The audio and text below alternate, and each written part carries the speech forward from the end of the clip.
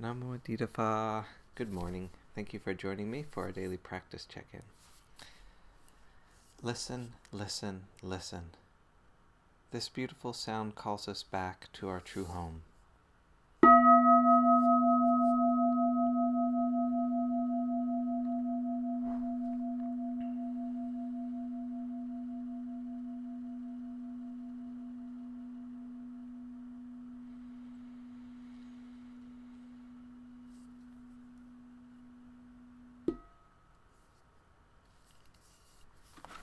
The second mindfulness training.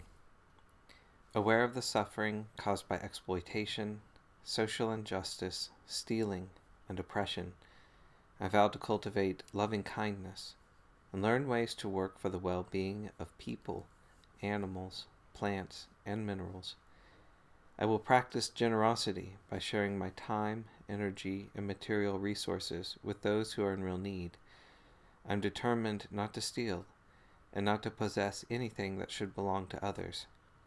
I will respect the property of others, but I will prevent others from profiting from human suffering or the suffering of other species on earth.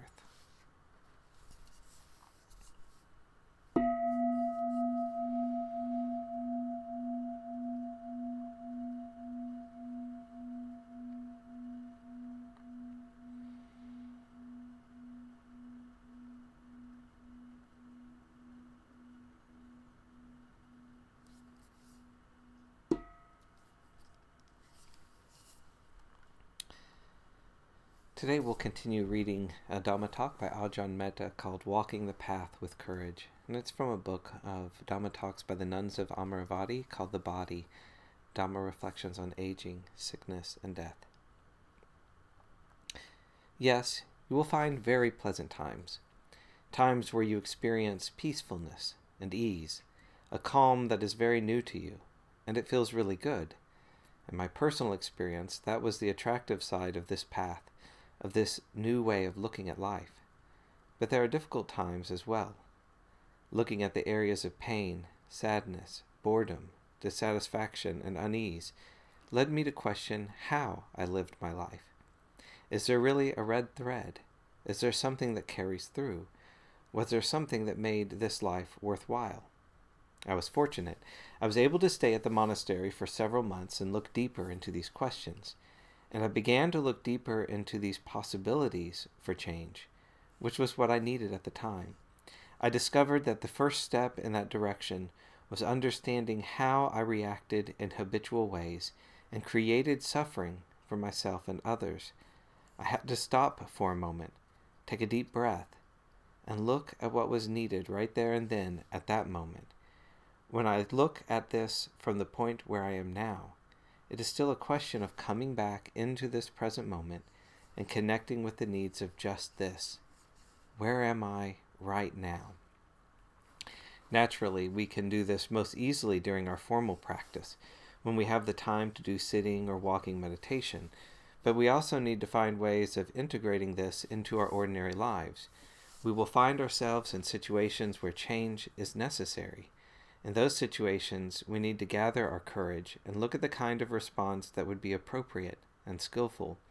One thing we can ask ourselves again and again is, how much do I need? What are my real needs? Or on the more material level, how much do I want to take part in the flow of accumulating material belongings? Do I really need this new car? Do I really need a car at all? Something recently just came up in the monastery. Our toaster has started to wear out. It sometimes burns our toast, and we've been wondering whether we need a new one. And then one of us asked, do we actually need a toaster at all? Look at what it really is that you need. Can one live without a toaster? It's as simple as that. The answer here is quite clear. Yes, of course we can. And so we decided to just live with it as it is. And when it gives out completely, we'll do without a toaster. This is absolutely fine. Of course, this is not one of the most crucial questions in this life. Just consider it as an example of what we take for granted. How easily we do this without questioning the necessity of the things in our lives. When we ask this question of, what do I really need? What we are asking is, How do I want to live this life? How much energy, resources, and attention do I want to put into accumulating material wealth and possessions? This is also related to other areas of our lives and to our relationships with relatives, friends, co-workers, and other people.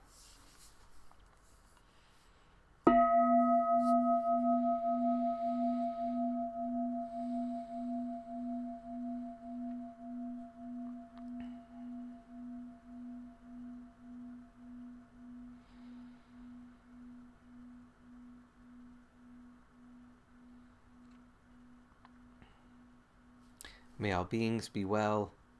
May all beings be happy. May all beings be peaceful. Sadhu, sadhu, sadhu. Thank you so much for joining me this morning.